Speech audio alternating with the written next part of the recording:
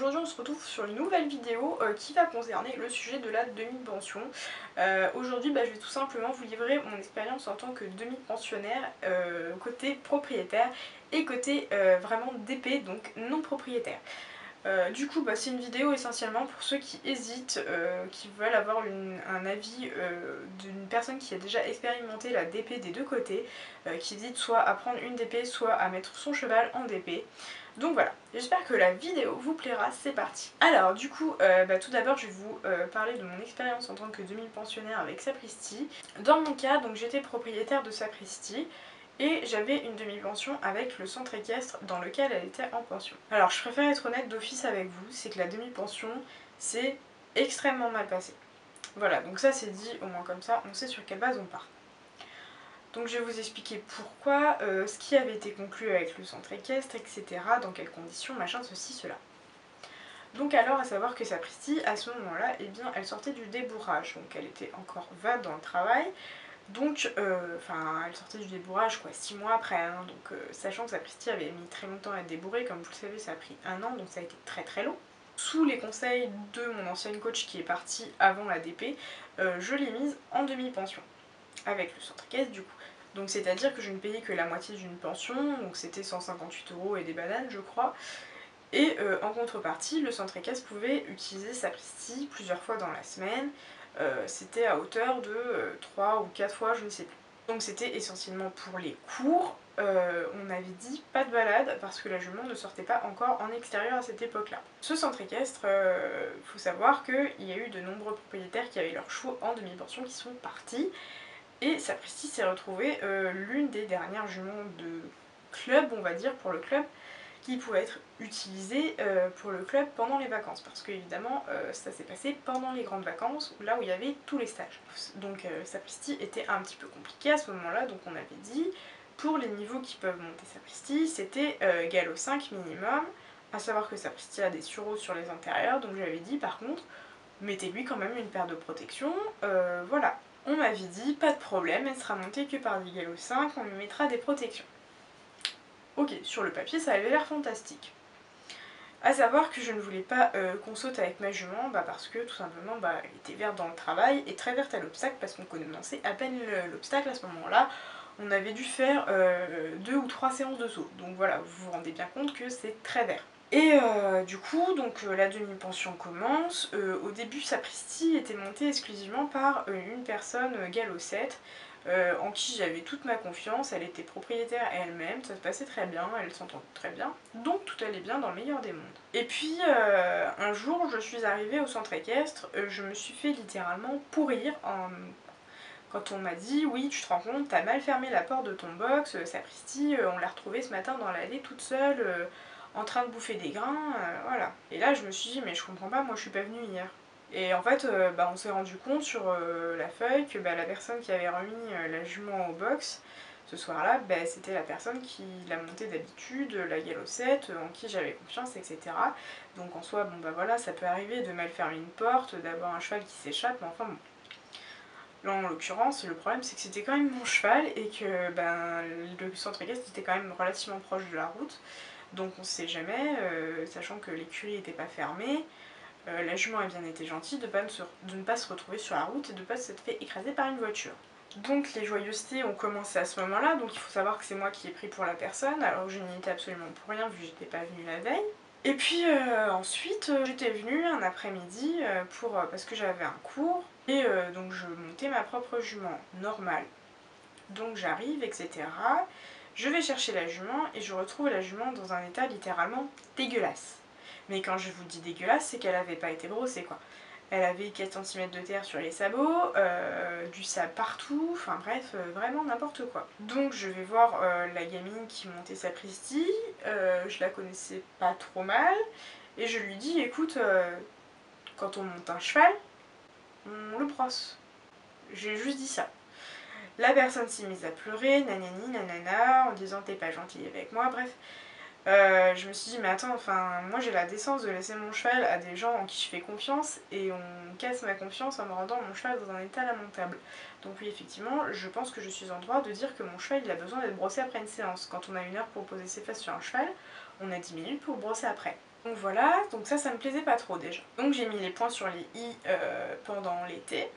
Et puis en septembre ça allait un peu mieux. La jument était montée par des personnes relativement correctes on va dire, qui en prenaient soin, machin. Et puis un jour, la même personne donc, qui ne l'avait pas brossée me la rend et me dit après un cours, tiens, j'ai pas le temps de la brosser, je dois y aller, occupe-toi-en. Donc là, clairement, je me suis fâchée, j'ai dit ce que je pensais, j'ai dit que cette personne, je ne la voulais plus sur mon cheval, parce qu'en plus, j'avais eu des problèmes avec elle plus tôt. Donc j'ai dit ce que je pensais, je voulais plus l'avoir sur mon cheval, donc évidemment je m'en suis pris plein la tête parce que je lui ai dit que un cheval ça se brossait, donc là c'était la catastrophe. Hein, je l'avais vexée à mort, j'avais été vilaine avec elle, gna nanana. Quand on monte un cheval, moi on m'a toujours appris à le brosser, donc pour moi c'était normal qu'un cheval soit brossé après l'effort. Donc voilà. Ensuite Sapristi a été montée par une autre gamine, donc c'était à un moment donné où Sapristi faisait des crevasses. J'avais demandé, je laissais mes propres produits de soins, ce que j'estimais normal, à disposition, donc j'avais laissé de la bétadine, des serviettes, des compresses, de la crème, etc.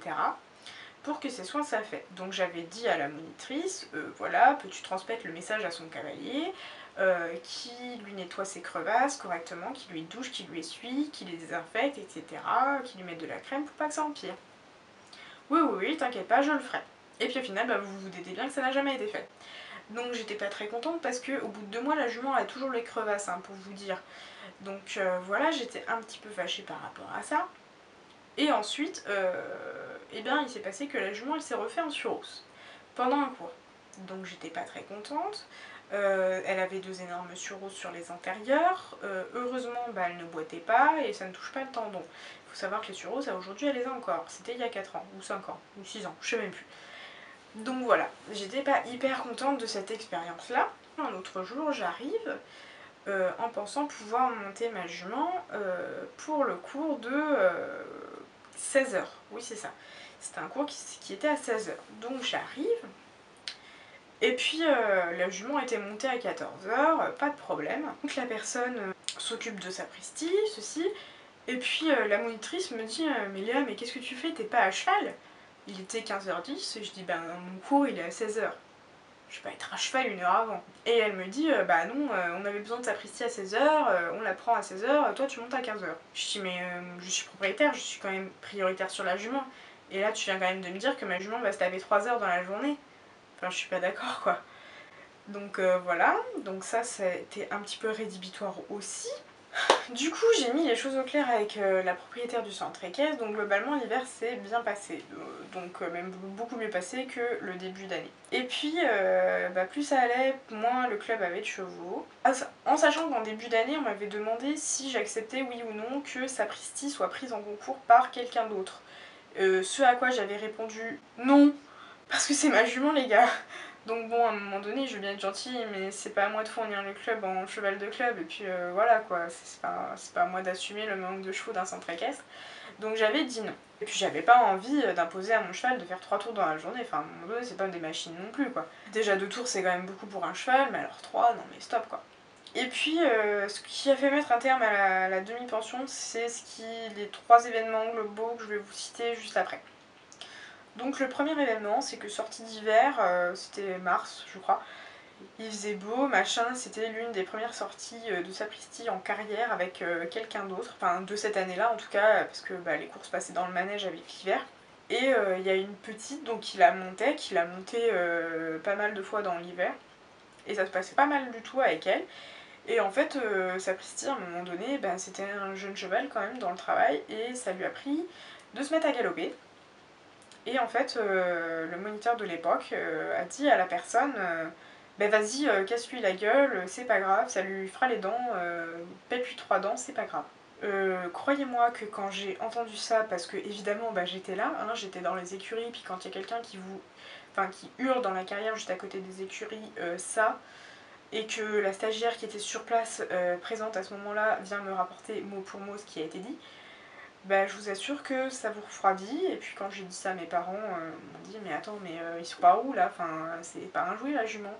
Donc évidemment la petite après, quand je l'ai vue, elle s'est excusée, enfin elle pleurait et tout, mais je lui ai dit écoute c'est pas ta faute, c'est passé ce qui s'est passé, c'est bon, c'est pas grave, toi tu n'y es pour rien. Sauf que bah évidemment mes parents derrière ils étaient pas très contents et moi non plus parce que bon j'avais fait tout un travail dessus sur la jument, sur le fait qu'elle accepte le mort etc. Et là on vient de me casser mon travail en 3 secondes de temps quoi. Donc j'étais très énervée, vous comprenez bien pourquoi. Et ensuite eh bien je devais faire un concours de saut d'obstacles avec elle et puis il y a une petite, d'ailleurs bah, si tu passes par là, je te fais coucou, tu vas te reconnaître et ne t'en fais pas, je t'en veux absolument pas pour ça parce que de toute façon toi t'y es pour rien là-dessus. En fait il s'est passé que quand j'ai regardé les engagements à un concours qui se passait dans le centre équestre, et ben, j'ai vu que sapristi avait été engagée avec quelqu'un d'autre.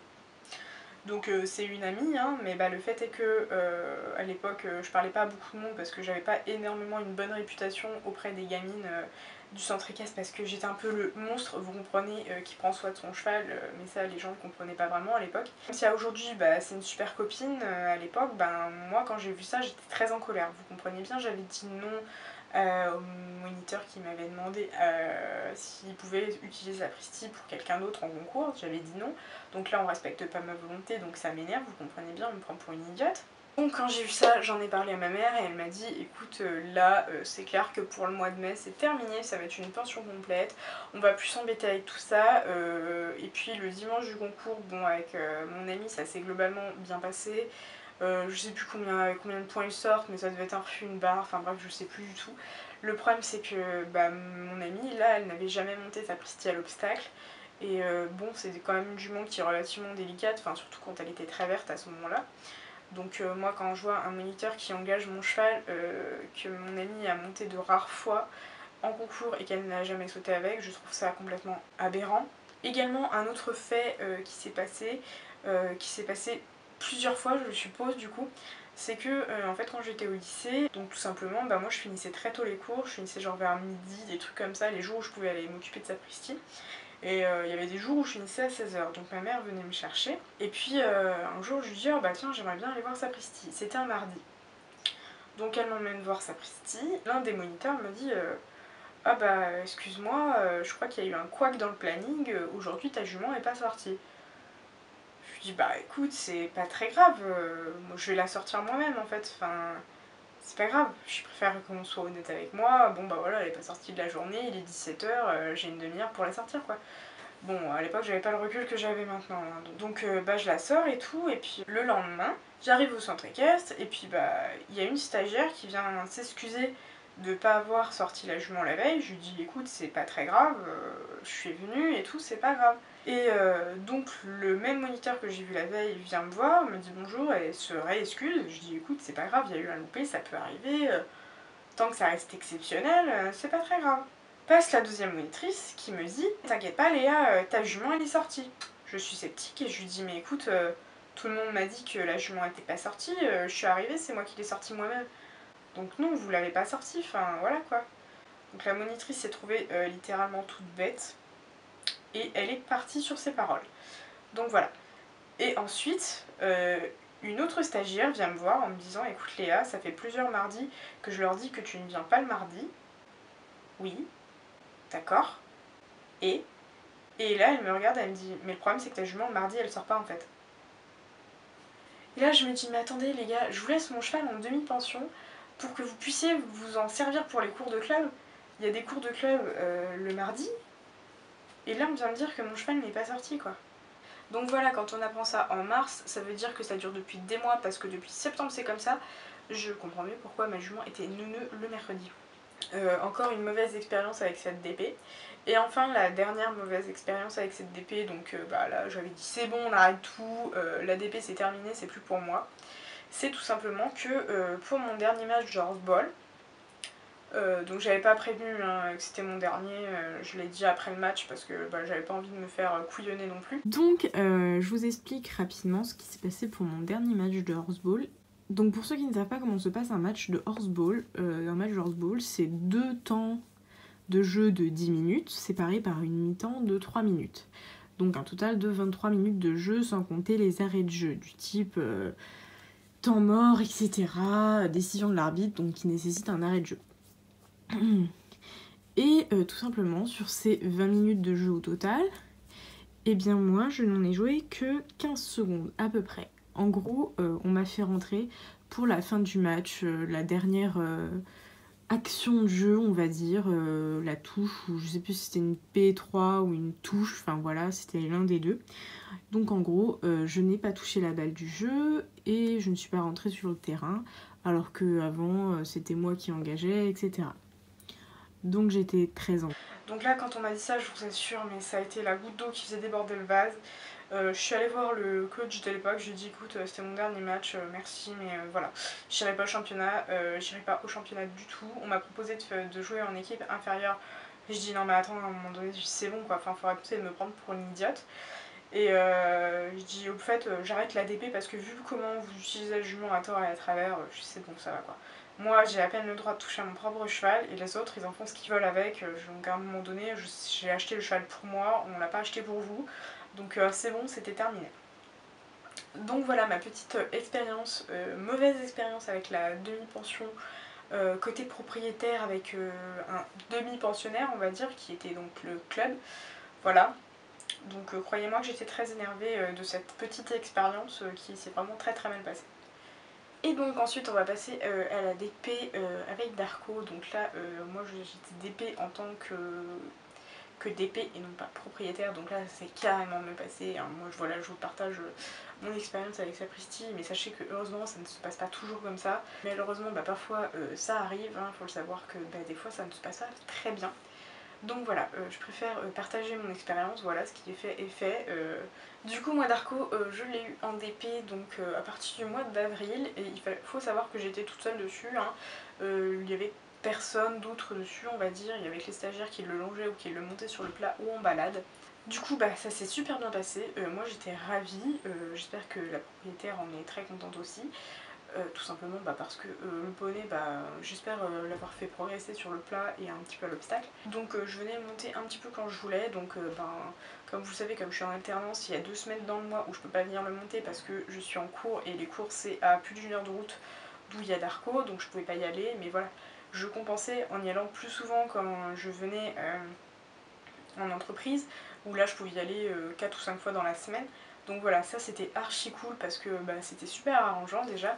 Donc on se partage les frais évidemment, donc moi je paye de la DP, plus une partie de la ferrure, plus une partie des mérituges, etc. Enfin bref, les frais vétérinaires usuels on va dire. Donc voilà, à part ça, ça s'est très très bien passé, j'ai jamais eu un mauvais écho, moi j'en étais très contente, et son propriétaire était très content, donc voilà, j'ai rien de spécial trop à dire, j'étais un peu libre de faire ce que je voulais avec le poney, je pouvais sauter tout seul, ça dérangeait pas tant que c'était bien fait. Donc voilà, j'avais des axes de travail, des axes de progression à faire sur le poney, donc je savais ce qu'il fallait faire, ce qu'il fallait pas faire. A savoir que du coup, cette DP elle m'a permis de pouvoir monter à cheval régulièrement le temps que Sapristi elle soit pleine. Enfin du moins surtout pour l'insémination parce que là je pouvais pas du tout la monter les 2 premiers mois de gestation. Donc du coup voilà, ça m'a permis de pouvoir monter à cheval à moindre frais, c'est-à-dire sans avoir les frais d'un propriétaire quoi, que moi je peux avoir avec Sapristi. Donc ça c'est super cool pour se donner une première expérience. Enfin moi évidemment c'était pas ma première expérience en tant que propriétaire vu que j'ai déjà 2 chevaux quand même. Mais en tout cas ça a l'avantage qu'on peut monter régulièrement à cheval, le même cheval, former un vrai couple avec, plutôt que monter des chevaux de club, etc. Donc pour une première expérience je trouve que ça c'est super chouette. Après il y a des gens qui décident de passer propriétaire avant d'être DP. Je n'ai pas l'impression d'avoir raté quelque chose avec la DP, hein. Franchement là-dessus, commencer par être propriétaire sans passer par la DP, pour moi ça m'a absolument pas posé de problème. Bon, j'étais déjà grande on va dire dans ma tête, assez responsable, etc. Donc voilà. Et en tout cas avoir Darko ça m'a permis non seulement de continuer à monter à cheval mais surtout pas avoir les frais vraiment vétérinaires si jamais il y a un pépin ou quoi que ce soit quoi. Donc diviser les frais par 2 ça c'est super cool, c'est intéressant, etc. Et aussi humainement c'était super chouette tout simplement parce que j'ai pu avoir des contacts notamment avec son propriétaire et ça je le regrette absolument pas parce que les gens dans l'écurie où se trouve Darko ils sont vraiment adorables et franchement j'en suis super contente.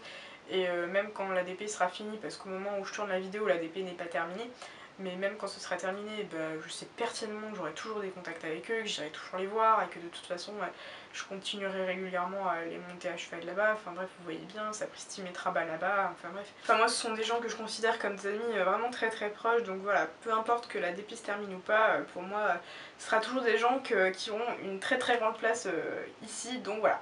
Voilà, du coup c'est la fin de cette vidéo. Je voulais vous exposer mon point de vue en tant que de demi-pension côté propriétaire et côté DP. Voilà, comme vous pouvez le voir, j'ai vécu deux expériences très différentes suivant le point de vue.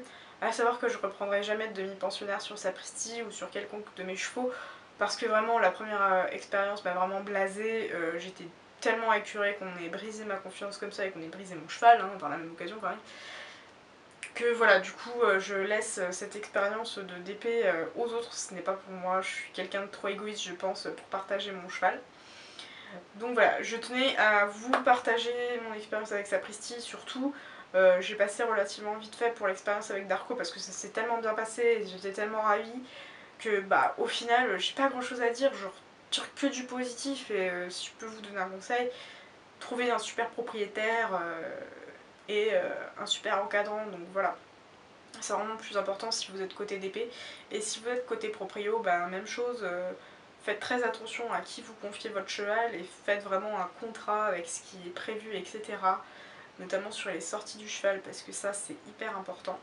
Mais en tout cas voilà, je voulais vous partager, j'ai hésité à faire cette vidéo parce que je sais que je clash un peu où j'étais avant, savoir que je ne cite pas de nom, donc voilà, mais je tiens quand même à exposer les faits qui se sont passés, donc voilà. J'espère que la vidéo vous aura plu, si c'est le cas, n'hésitez pas à me le dire en commentaire, n'oublie pas de me dire si toi tu es demi-pensionnaire ou propriétaire, et moi je vous dis à bientôt, ciao!